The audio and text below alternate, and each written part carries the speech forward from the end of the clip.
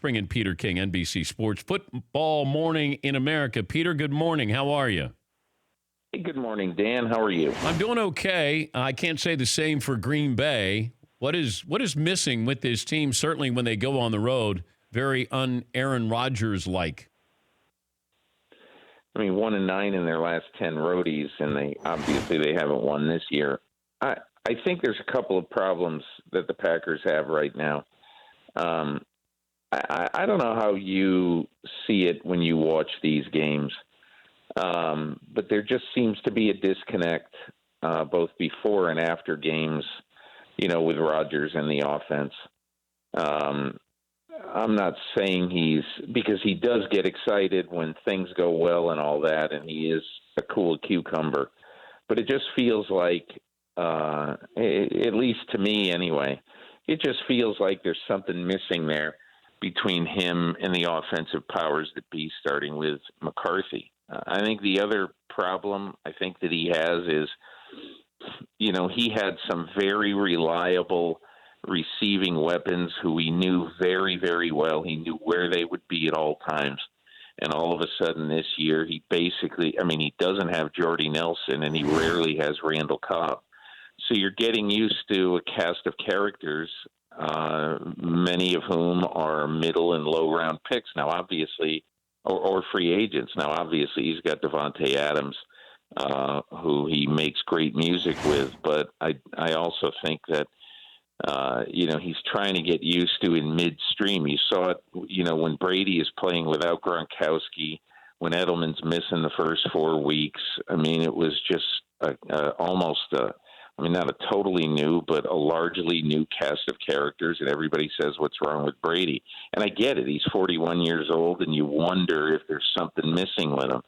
And my first reaction in both guys is to say, let's look and see how they're trying to adjust in midstream to a bunch of new guys. Yeah, I'm also looking at the NFC. If you were going to troubleshoot or handicap that, the Saints, it feels like, are playing every contender.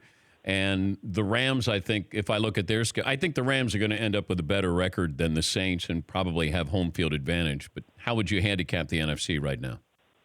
I would disagree, because I think the Rams, when the Rams have to go to Chicago, that could be their Waterloo for home field.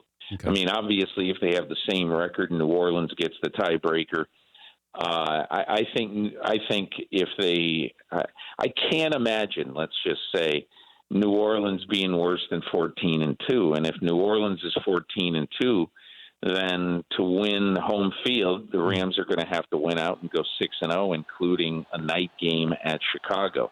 And I'm not saying the Rams can't win that game. I'm saying with that defense, it's going to be a tough game for the Rams to win. What about the AFC, the power structure? I still think it's really, up in the air. I think, obviously, at least how it looks, and looking at the remaining schedule, I think Kansas City's got two compelling games. One, they got the Chargers on a Thursday night at home, but the Chargers have lost 9 in a row to Kansas City. So I think that sets up well a short week flying across the country for the Chargers for Kansas City. And the other game they have is against Seattle, which could be a very difficult game for them, because Seattle is suddenly playing very well. And I wrote about them today, and Russell Wilson. And I don't know. There were shades of 2014, I thought, at the end of that game with Russell Wilson. But I do think that it's a duel for the week off between New England and Pittsburgh. That's how it looks to me. I mean, Houston is there with the record, but I don't know. Right now at this point, I trust New England and Pittsburgh a little more than Houston. Talking to Peter King, his column, Football Morning in America, joining us, Dan Patrick Show. Can Lamar Jackson, is John Harbaugh's future attached to Lamar Jackson? I don't think so. I think his future is attached to finishing the season strong and entering the off season and say, may the best quarterback win. That's how I see it. I believe if Joe Flacco is healthy, I don't have inside information. I just believe that if Joe Flacco is healthy, I get the sense that he's going to start on Sunday in Atlanta for Baltimore. But again, it's like Parcells used to say, they don't sell insurance for that kind of stuff. I think it all depends. Starting Wednesday at practice, how Flacco looks. I mean, Lamar Jackson played well enough to win 2 games. Yeah.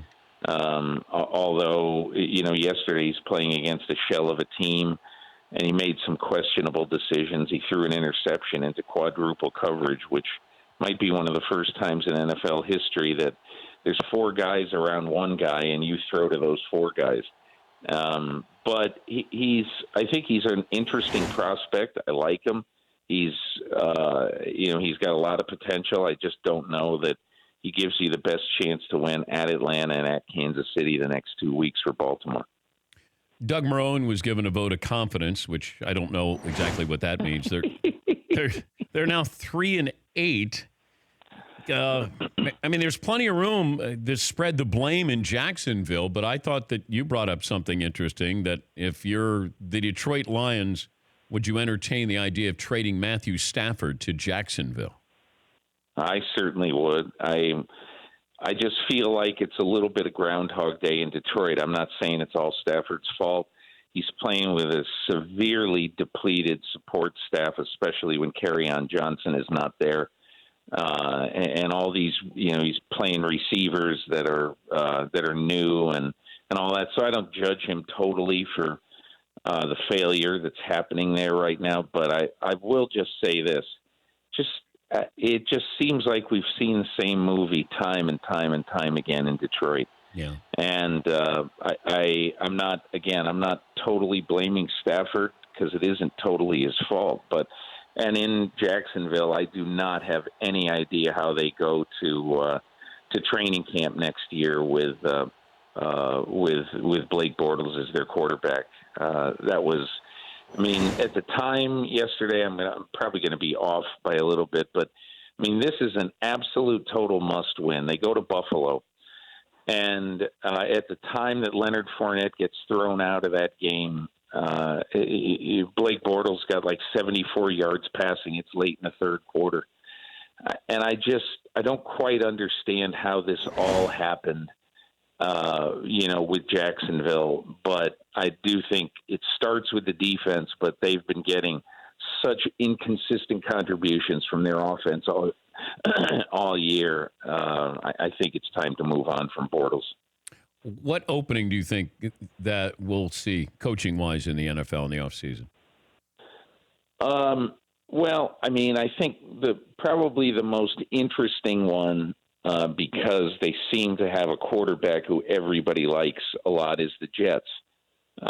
And there are some defensive pieces there that you can win with. There are 2 or 3 really good offensive pieces you could win with. So I think the Jets is number one. I think the question is it going to be a complete cleaning of the house, or with Mike McCagnon, the general manager, or will it just be Bowles? I don't think we're going to see nearly as many openings as you might normally see, because some of the teams that are playing poorly, and I'll take Oakland for once. Oakland's not going to change coaches. The Giants are not going to change coaches. Tampa will, but I think Tampa, I don't think that's a great job, because they're going to be starting from scratch and probably looking for a new quarterback again. Yeah. So in the, and out west, I don't see Arizona firing Wilkes, and I know that San Francisco is not firing Shanahan. So I'm not saying there's going to be a record low number of coaching changes, but a lot of these teams that changed coaches last year are not going to, or in the last 2 years, are not changing them again this year. Pete, good to talk to you. Thanks again. We appreciate your time.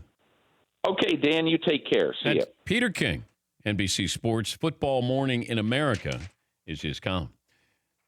Peter King's appearance brought to you by the 2018 Mercedes-AMG E-Class, a suite of innovative technologies. It's one of the most intelligent cars on the road. Go to MBUSA.com or visit your local dealership. Schedule your test drive today. For more Dan Patrick Show, tune to Audience Channel 239 on DirecTV or download the Dan Patrick Show app.